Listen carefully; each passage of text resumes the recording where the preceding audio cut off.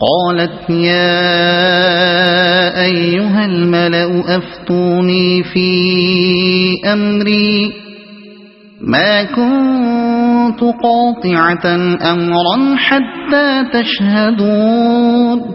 خط سنا کر ملکہ نے کہا، اے سرداران قوم، میرے اس معاملے میں مجھے مشورہ دو، میں کسی معاملے کا فیصلہ تمہارے بغیر نہیں کرتی ہوں۔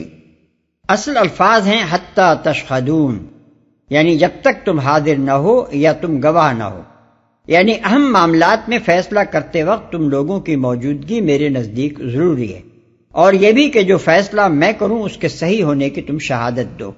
اس سے جو بات ظاہر ہوتی ہے وہ یہ کہ قوم سبا میں بادشاہی نظام تو تھا، مگر وہ استبدادی نظام نہ تھا، بلکہ فرما روائے وقت معاملات کے فیصلے اعیان سلطنت کے مشورے سے کرتا تھا۔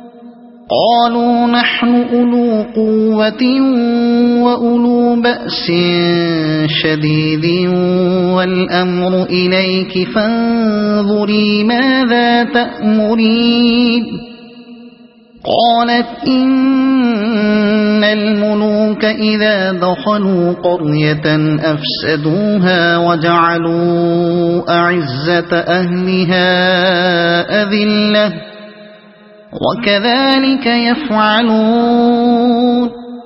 انہوں نے جواب دیا، ہم طاقتور اور لڑنے والے لوگ ہیں، آگے فیصلہ آپ کے ہاتھ میں ہے، آپ خود دیکھ لیں کہ آپ کو کیا حکم دینا ہے۔ ملکہ نے کہا، بادشاہ جب کسی ملک میں گھس آتے ہیں تو اسے خراب اور اس کے عزت والوں کو ذلیل کر دیتے ہیں، یہی کچھ وہ کیا کرتے ہیں، عزت والوں کو ذلیل کر دیتے ہیں۔ اس ایک فقرے میں امپیریلزم اور اس کے اثرات و نتائج پر مکمل تبصرہ کر دیا گیا ہے۔ بادشاہوں کی ملک گیری اور فاتح قوموں کی دوسری قوموں پر دسترازی کبھی اصلاح اور خیرخوائی کے لیے نہیں ہوتی، اس کی غرض ہی یہ ہوتی ہے کہ دوسری قوم کو خدا نے جو رزق دیا ہے اور جو وسائل و ذرائع عطا کیے ہیں ان سے وہ خود متمتع ہوں اور اس قوم کو اتنا بے بس کر دیں کہ وہ کبھی ان کے مقابلے میں سر اٹھا کر اپنا حصہ نہ مانگ سکے۔ اس غرض کے لیے وہ اس کی خوشحالی اور طاقت اور عزت کے تمام ذرائع ختم کر دیتے ہیں۔ اس کے جن لوگوں میں بھی اپنی خودی کا دم دائیا ہوتا ہے انہیں کچل کر رکھ دیتے ہیں۔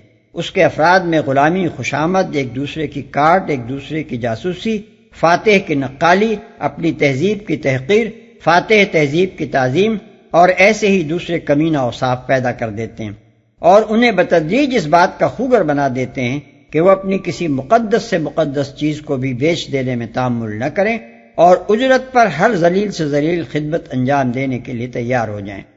یہی کچھ وہ کیا کرتے ہیں۔ اس فقرے میں دو برابر کے احتمال ہیں، ایک یہ کہ یہ ملکہ سباہی کا قول ہو اور اس نے اپنے پچھلے قول پر بطور تاکید اس کا اضافہ کیا ہو، دوسرے یہ کہ اللہ تعالیٰ کا قول ہو جو ملکہ کے قول کی تائید کے لیے جملہ معترضہ کے طور پر ارشاد فرمایا گیا ہو۔ وَإِنِّي مُرْسِلَةٌ إِلَيْهِمْ بِهَدِيَّةٍ فَنَاظِرَةٌ بِمَا يَرْجِعُ الْمُرْسَلُونَ فَلَمَّا جَاءَ سُلَيْمَانَ قَالَ أَتُمِدُّونَنِ بِمَالٍ فَمَا آتَانِيَ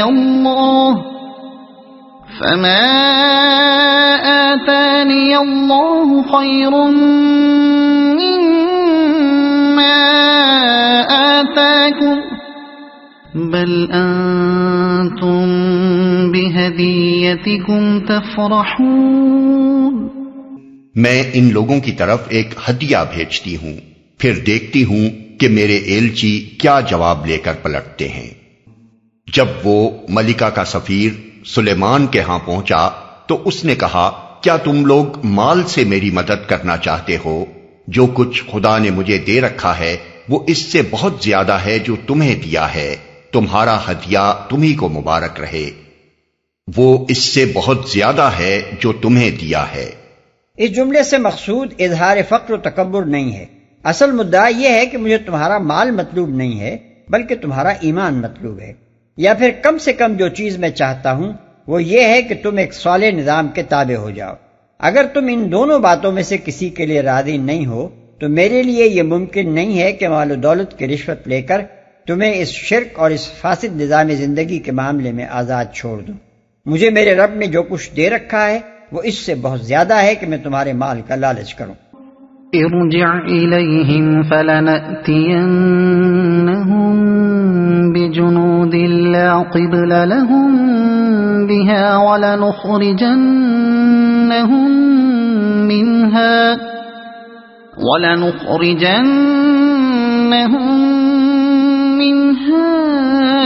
أذلة وهم صاغرون۔ اے سفیر، واپس جا اپنے بھیجنے والوں کی طرف، ہم ان پر ایسے لشکر لے کر آئیں گے جن کا مقابلہ وہ نہ کر سکیں گے، اور ہم انہیں ایسی ذلت کے ساتھ وہاں سے نکالیں گے کہ وہ خوار ہو کر رہ جائیں گے۔ ہم ان پر ایسے لشکر لے کر آئیں گے۔ پہلے فقرے اور اس فقرے کے درمیان ایک لطیف خلا ہے جو کلام پر غور کرنے سے خود بخود سمجھ میں آ جاتا ہے۔ یعنی پوری بات یوں ہے کہ اے سفیر، یہ ہدیہ واپس لے جا اپنے بھیجنے والوں کی طرف۔ انہیں یا تو ہماری پہلی بات ماننی پڑے گی کہ مسلم ہو کر ہمارے پاس حاضر ہو جائیں، ورنہ ہم ان پر لشکر لے کر آئیں گے۔ قال يا أيها الملأ أيكم يأتيني بعرشها قبل أن يأتوني مسلمين۔ سلیمان نے کہا، اے اہل دربار، تم میں سے کون اس کا تخت میرے پاس لاتا ہے قبل اس کے کہ وہ لوگ مطیع ہو کر میرے پاس حاضر ہوں؟ سلیمان نے کہا۔ بیچ میں یہ قصہ چھوڑ دیا گیا ہے کہ سفارت ملکہ کا ہدیہ واپس لے کر پہنچی اور جو کچھ اس نے دیکھا اور سنا تھا وہ عرض کر دیا۔ ملکہ نے اس سے حضرت سلیمان علیہ السلام کے جو حالات سنے، ان کی بنا پر اس نے یہی مناسب سمجھا کہ خود ان کی ملاقات کے لیے بیت المقدس جائے۔ چنانچہ وہ خدم و حشم اور شاہی ساز و سامان کے ساتھ سبا سے فلسطین کی طرف روانہ ہوئی، اور اس نے دربار سلیمانی میں اطلاع بھیج دی کہ میں آپ کی دعوت خود آپ کی زبان سے سننے اور بالمشافہ گفتگو کرنے کے لیے حاضر ہو رہی ہوں۔ ان تفصیلات کو چھوڑ کر اب اس وقت کا قصہ بیان کیا جا رہا ہے جب ملکہ بیت المقدس کے قریب پہنچ گئی تھی اور 1-2 ہی دن میں حاضر ہونے والی تھی۔ میرے پاس حاضر ہوں، یعنی وہی تخت جس کے متعلق ہدہد نے بتایا تھا کہ اس کا تخت بڑا عظیم الشان ہے۔ بعض مفسرین نے غضب کیا ہے کہ ملکہ کے آنے سے پہلے اس کا تخت منگوانے کی وجہ یہ قرار دی ہے کہ حضرت سلیمان علیہ السلام اس پر قبضہ کرنا چاہتے تھے۔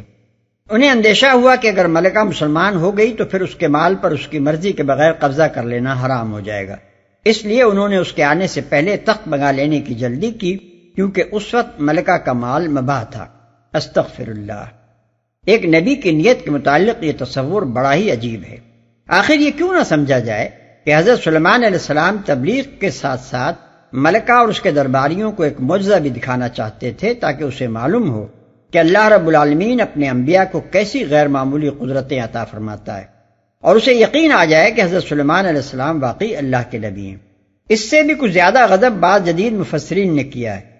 وہ آیت کا ترجمہ یہ کرتے ہیں کہ تم میں سے کون ہے جو ملکہ کے لیے ایک تخت مجھے لا دے، حالانکہ قرآن یأتینی بعرش لہا نہیں بلکہ بعرشہا کہہ رہا ہے، جس کے معنی اس کا تخت ہیں نہ کہ اس کے لیے ایک تخت۔ یہ بات صرف اس لیے بنائی گئی ہے کہ قرآن کے اس بیان سے کسی طرح پیچھا چھڑایا جائے کہ حضرت سلیمان علیہ السلام اس ملکہ ہی کا تخت یمن سے بیت المقدس اٹھوا منگانا چاہتے تھے، اور وہ بھی اس طرح کہ ملکہ کے پہنچنے سے پہلے پہلے وہ آ جائے۔ قال عفریت من الجن انا آتیک به قبل ان تقوم من مقامک وانی علیہ لقوی امین۔ جنوں میں سے ایک کبھی ہیکل نے عرض کیا، میں اسے حاضر کر دوں گا قبل اس کے کہ آپ اپنی جگہ سے اٹھیں، میں اس کی طاقت رکھتا ہوں اور امانت دار ہوں۔ قبل اس کے کہ آپ اپنی جگہ سے اٹھیں۔ اس سے معلوم ہو سکتا ہے کہ حضرت سلیمان علیہ السلام کے پاس جو جن تھے وہ آیا موجودہ زمانے کے بعض عقل پرست مفسرین کی تعبیروں کے مطابق بنی نوع انسان میں سے تھے، یا عرف عام کے مطابق اسی پوشیدہ مخلوق میں سے جو جن کے نام سے معروف ہے۔ ظاہر ہے کہ حضرت سلیمان علیہ السلام کے دربار کی نشست زیادہ سے زیادہ 3-4 گھنٹے کی ہوگی، اور بیت المقدس سے سبا کے پائے تخت معارب کا فاصلہ پرندے کی اڑان کے لحاظ سے بھی کم از کم 1500 میل کا تھا۔ اتنے فاصلے سے ایک ملکہ کا عظیم الشان تخت اتنی کم مدت میں اٹھا لانا کسی انسان کا کام نہیں ہو سکتا۔ خواہ وہ عمالقہ میں سے کتنا ہی موٹا تازہ آدمی کیوں نہ ہو۔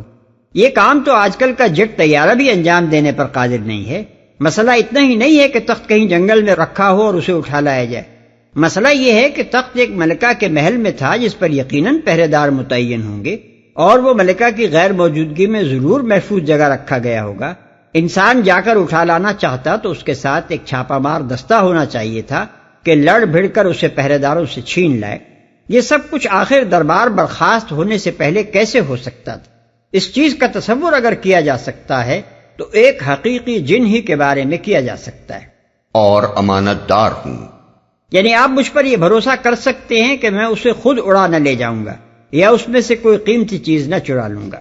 قال الذي عنده علم من الكتاب أنا آتيك به قبل أن يرتد إليك طرفك فلما رآه مستقرا عنده قال هذا من فضل ربي ليبلوني أأشكر أم أكفر وَمَن شَكَرَ فَإِنَّمَا يَشْكُرُ لِنَفْسِهِ وَمَن كَفَرَ فَإِنَّ رَبِّي غَنِيٌّ كَرِيمٌ۔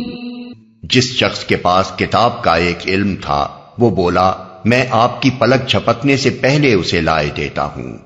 جو ہی کہ سلیمان نے وہ تخت اپنے پاس رکھا ہوا دیکھا، وہ پکار اٹھا، یہ میرے رب کا فضل ہے تاکہ وہ مجھے آزمائے کہ میں شکر کرتا ہوں یا کافر نعمت بن جاتا ہوں، اور جو کوئی شکر کرتا ہے اس کا شکر اس کے اپنے ہی لیے مفید ہے، ورنہ کوئی ناشکری کرے تو میرا رب بے نیاز اور اپنی ذات میں آپ بزرگ ہے، پلک جھپکنے سے پہلے اسے لائے دیتا ہوں۔ اس شخص کے بارے میں قطعی طور پر یہ معلوم نہیں ہے کہ وہ کون تھا اور اس کے پاس وہ کس خاص قسم کا علم تھا، اور اس کتاب سے کون سی کتاب مراد ہے جس کا علم اس کے پاس تھا۔ ان امور کی کوئی وضاحت نہ قرآن میں ہے نہ کسی حدیث صحیح میں۔ مفسرین میں سے بعض کہتے ہیں کہ وہ فرشتہ تھا اور بعض کہتے ہیں وہ کوئی انسان تھا۔ پھر اس انسان کی شخصیت کے تعین میں بھی ان کے درمیان اختلاف ہے۔ کوئی آصف بن برقیہ یعنی آصف برقیہ کا نام لیتا ہے، جو یہودی ربیوں کی روایات کے مطابق رئیس الرجال یعنی پرنس آف مین تھے۔ کوئی کہتا ہے کہ وہ حضرت خضر تھے، کوئی کسی اور کا نام لیتا ہے، اور امام راضی رحمۃ اللہ علیہ کو اصرار ہے کہ وہ خود حضرت سلیمان علیہ السلام تھے، لیکن ان میں سے کسی کا بھی کوئی قابل اعتماد ماخذ نہیں ہے، اور امام راضی رحمۃ اللہ علیہ کی بات تو قرآن کے سیاق و سباق سے بھی مطابقت نہیں رکھتی۔ اسی طرح کتاب کے بارے میں بھی مفسرین کے اقوال مختلف ہیں۔ کوئی کہتا ہے کہ اس سے مراد لوح محفوظ ہے اور کوئی کتاب شریعت مراد دیتا ہے، لیکن یہ سب محض قیاسات ہیں، اور ایسے ہی قیاسات اس علم کے بارے میں بھی بلا دلیل و ثبوت قائم کر لیے گئے ہیں جو کتاب سے اس شخص کو حاصل تھا۔ ہم صرف اتنی ہی بات جانتے اور مانتے ہیں جتنی قرآن میں فرمائی گئی ہے یا جو اس کے الفاظ سے مترشح ہوتی ہے۔ وہ شخص بہرحال جن کی نوع میں سے نہ تھا، اور بعید نہیں کہ وہ کوئی انسان ہی ہو۔ اس کے پاس کوئی غیر معمولی علم تھا، اور وہ اللہ کی کسی کتاب یعنی الکتاب سے ماخوذ تھا۔ جن اپنے وجود کی طاقت سے اس تخت کو چند گھنٹوں میں اٹھا لانے کا دعویٰ کر رہا تھا، یہ شخص علم کی طاقت سے اس کو ایک لحظے میں اٹھا لایا۔ یا کافر نعمت بن جاتا ہوں۔ قرآن مجید کا انداز بیان اس معاملے میں بالکل صاف ہے کہ اس دیو ہیکل جن کے دعوے کی طرح اس شخص کا دعویٰ صرف دعویٰ ہی نہ رہا، بلکہ فی الواقع جس وقت اس نے دعویٰ کیا اسی وقت ایک ہی لحظے میں وہ تخت حضرت سلیمان علیہ السلام کے سامنے رکھا نظر آیا۔ ذرا ان الفاظ پر غور کیجیے۔ اس شخص نے کہا، میں آپ کی پلک جھپکنے سے پہلے اسے لے آتا ہوں، جو ہی کہ سلیمان علیہ السلام نے اسے اپنے پاس رکھا دیکھا۔ جو شخص بھی واقعے کے عجیب و غریب ہونے کا تصور ذہن سے نکال کر بجائے خود اس عبارت کو پڑھے گا، وہ اس سے یہی مفہوم لے گا کہ اس شخص کے یہ کہتے ہی دوسرے لمحے میں وہ واقعہ پیش آ گیا جس کا اس نے دعویٰ کیا تھا۔ اس سیدھی سی بات کو خامخواہ تعویل کے خیرات پر چڑھانے کی کیا ضرورت ہے؟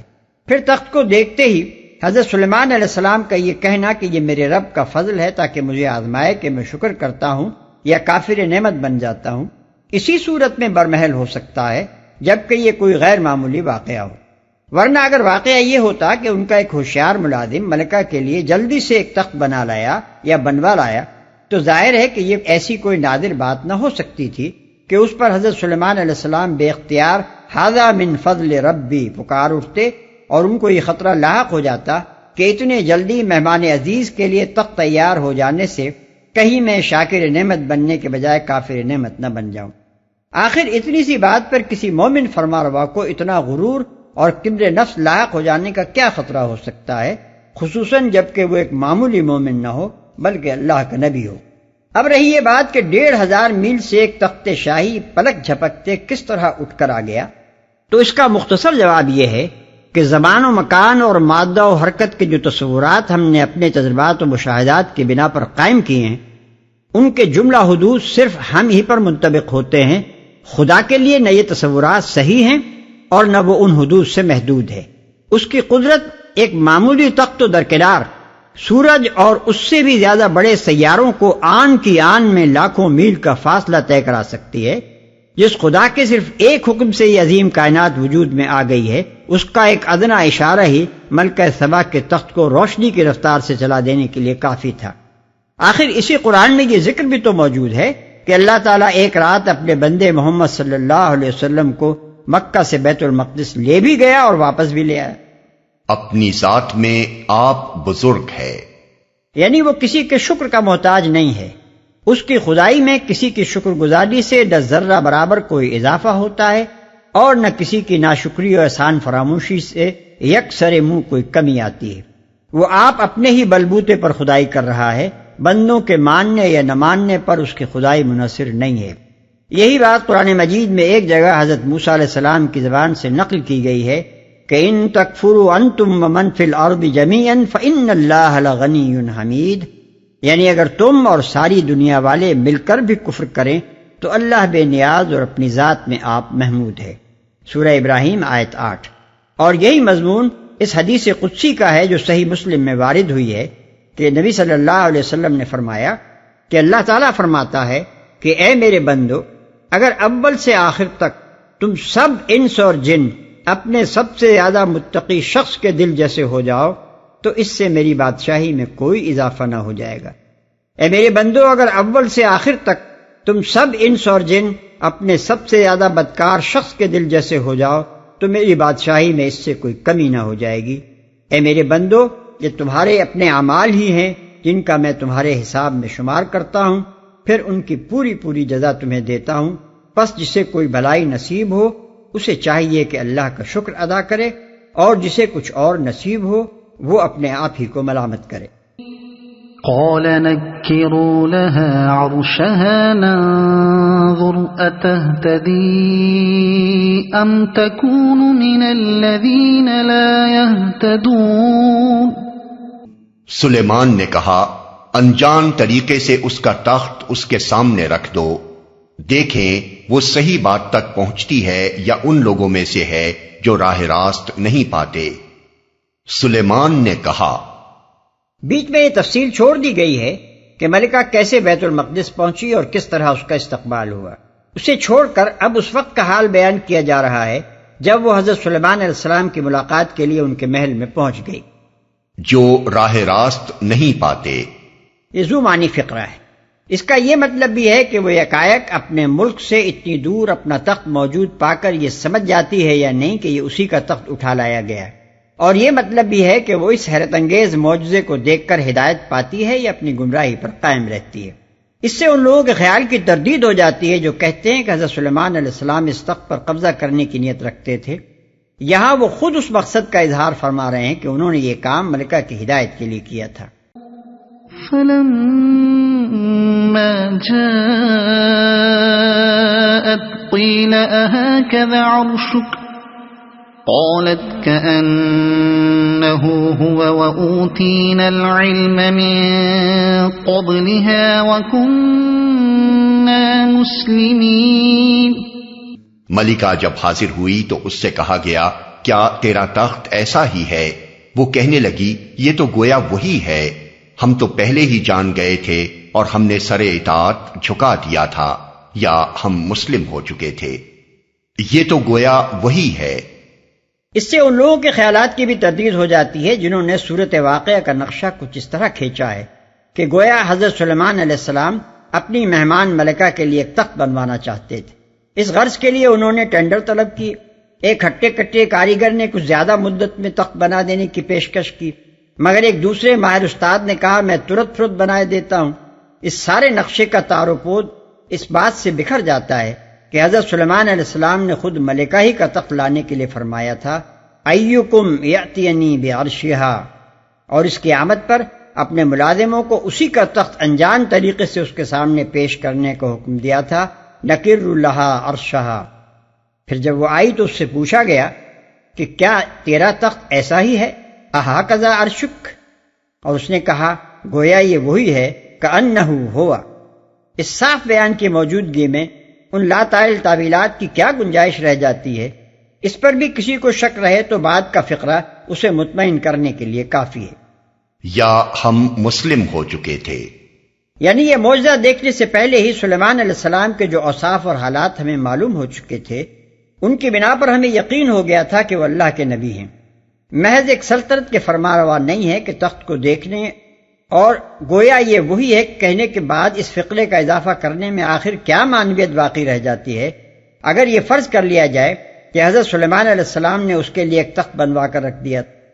بالفرض اگر وہ تخت ملکہ کے تخت سے مشابہ ہی تیار کرا لیا گیا ہو، تب بھی اس میں آخر وہ کیا کمال ہو سکتا تھا کہ ایک آفتاب پرست ملکہ اسے دیکھ کر یہ بول اٹھتی کہ اوتینا العلم من قبلھا وکنا مسلمین، یعنی ہم کو پہلے ہی علم نصیب ہو گیا تھا اور ہم مسلم ہو چکے تھے۔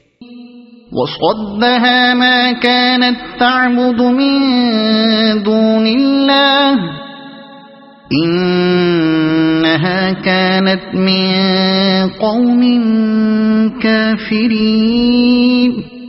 اس کو ایمان لانے سے جس چیز نے روک رکھا تھا وہ ان معبودوں کی عبادت تھی جنہیں وہ اللہ کے سوا پوجتی تھی، کیونکہ وہ ایک کافر قوم سے تھی۔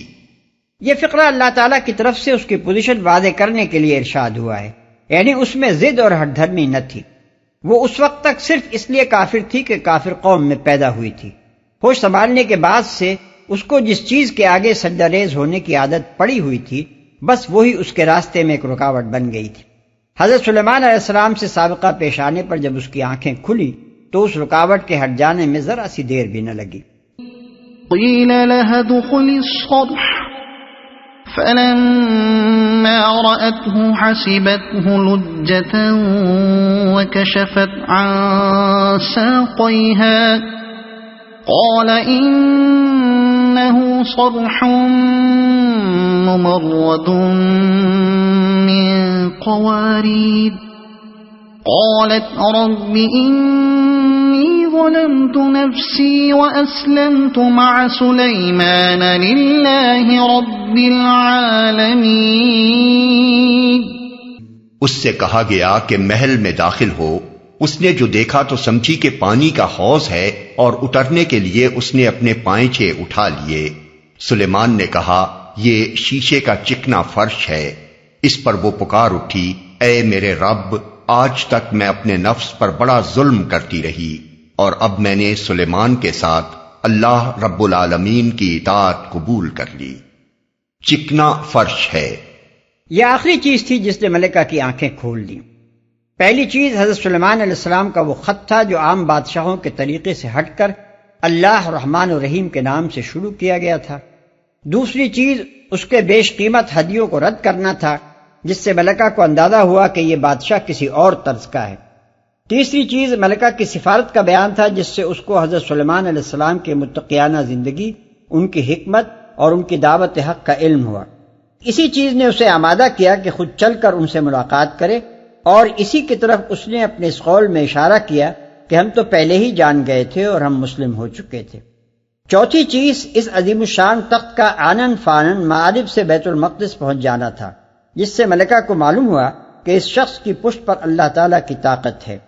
اور اب آخری چیز یہ تھی کہ اس نے دیکھا جو شخص یہ سامان عیش و تنعم رکھتا ہے اور ایسے شاندار محل میں رہتا ہے وہ کس قدر غرور نفس سے پاک ہے، کتنا خدا ترس اور نیک ہے، کس طرح بات بات پر اس کا سر خدا کے آگے شکر گزاری میں جھکا جاتا ہے اور اس کی زندگی فریفتگان حیات دنیا کی زندگی سے کتنی مختلف ہے۔ یہی چیز تھی جس نے اسے وہ کچھ پکار اٹھنے پر مجبور کر دیا جو آگے اس کی زبان سے نقل کیا گیا ہے۔ اطاعت قبول کر لی۔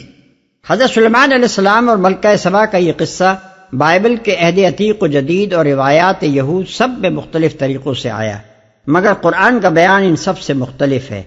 عہد عتیق میں اس قصے کا خلاصہ یہ ہے: اور جب سبا کی ملکہ نے خداوند کے نام کی بابت سلیمان کی شہرت سنی تو وہ آئی تاکہ مشکل سوالوں سے اسے آزمائے، اور وہ بہت بڑی اجلوں کے ساتھ یروشلم میں آئی۔ جب وہ سلیمان کے پاس پہنچی تو اس نے ان سب باتوں کے بارے میں جو اس کے دل میں تھی اس سے گفتگو کی۔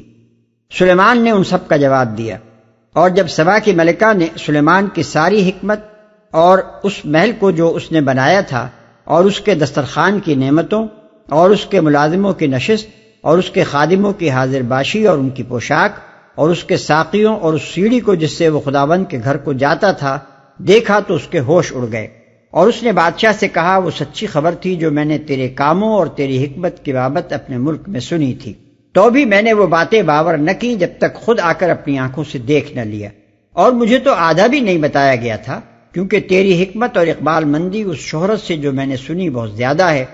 خوش نصیب ہیں تیرے لوگ اور خوش نصیب ہیں تیرے یہ ملازم جو برابر تیرے حضور کھڑے رہتے اور تیری حکمت سنتے ہیں۔ خداوند تیرا خدا مبارک ہو جو تجھ سے ایسا خوشنود ہوا کہ تجھے اسرائیل کے تخت پر بٹھایا۔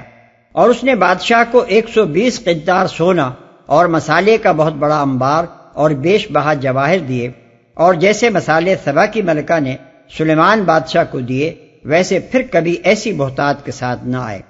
اور سلیمان بادشاہ نے سبا کی ملکہ کو سب کچھ جس کی وہ مشتاق ہوئی اور جو کچھ اس نے مانگا دیا، پھر وہ اپنے ملازموں سمیت اپنی مملکت کو لوٹ گئی۔ سلاطین باب 10 آیت 1 اور 13 اسی سے ملتا جلتا مضمون تواریخ باب 9 آیت 1 اور 12 میں بھی ہے۔ عہد جدید میں حضرت عیسیٰ علیہ السلام کی ایک تقریر کا صرف یہ فقرہ ملکہ سبا کے متعلق منقول ہوا ہے۔ دکن کی ملکہ عدالت کے دن اس زمانے کے لوگوں کے ساتھ اٹھ کر ان کو مجرم ٹھہرائے گی، کیونکہ وہ دنیا کے کنارے سے سلیمان علیہ السلام کی حکمت سننے کو آئی، اور دیکھو یہاں وہ ہے جو سلیمان سے بھی بڑا ہے۔ متی باب 12 آیت 43، لوقا باب 11 آیت 31۔ یہودی ربیوں کی روایات میں حضرت سلیمان علیہ السلام اور ملکہ سبا کا قصہ اپنی بیشتر تفصیلات میں قرآن سے ملتا جلتا ہے۔ حدود کا غائب ہونا، پھر آ کر سبا اور اس کی ملکہ کے حالات بیان کرنا، حضرت سلیمان کا اس کے ذریعے سے خط بھیجنا، حدود کا عین اس وقت وہ خط ملکہ کے آگے گرانا جبکہ وہ آفتاب کی پرستش کو جا رہی تھی، ملکہ کا اس خط کو دیکھ کر اپنے وزراء کی کونسل منعقد کرنا، پھر ملکہ کا ایک قیمتی ہدیہ حضرت سلیمان علیہ السلام کے پاس بھیجنا، خود یروشلم پہنچ کر ان سے ملنا، ان کے محل میں پہنچ کر یہ خیال کرنا کہ حضرت سلیمان علیہ السلام پانی کے حوض میں بیٹھے ہیں اور اس میں اترنے کے لیے پائچے چڑھا لینا، یہ سب ان روایات میں اسی طرح مذکور ہے جس طرح قرآن میں بیان ہوا ہے۔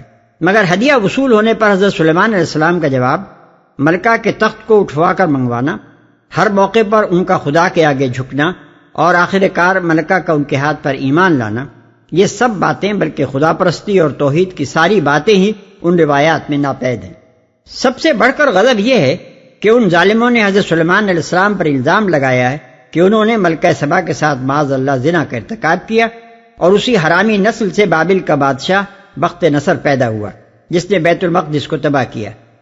حوالہ جوش انسائکلوپیڈیا جلد 11 صفحہ 443۔ اصل معاملہ یہ ہے کہ یہودی علماء کا ایک گروہ حضرت سلیمان علیہ السلام کا سخت مخالف رہا ہے۔ ان لوگوں نے ان پر تورات کے احکام کی خلاف ورزی، غرور حکومت، غرور عقل و دانش، زن مریدی، عیش پرستی اور شرک و بت پرستی کے گھناونے الزامات لگائے ہیں۔ حوالہ جوش انسائکلوپیڈیا جلد 11 صفحہ 439 تا 441۔ اور یہ اسی پروپیگنڈے کا اثر ہے کہ بائبل انہیں نبی کے بجائے محض ایک بادشاہ کی حیثیت سے پیش کرتی ہے، اور بادشاہ بھی ایسا جو معاذ اللہ احکام الہی کے خلاف مشرک عورتوں کے عشق میں گم ہو گیا، جس کا دل خدا سے پھر گیا اور جو خدا کے سوا دوسرے معبودوں کی طرف مائل ہو گیا۔ سلاطین باب 11 آیت 1 اور 11۔ ان چیزوں کو دیکھ کر اندازہ ہوتا ہے کہ قرآن نے بنی اسرائیل پر کتنا بڑا احسان کیا ہے کہ ان کے اکابر کا دامن خود ان کی پھینکی ہوئی گندگیوں سے صاف کیا، اور یہ بنی اسرائیل کتنے احسان فراموش ہیں کہ اس پر بھی یہ قرآن اور اس کے لانے والے کو اپنا دشمن سمجھتے ہیں۔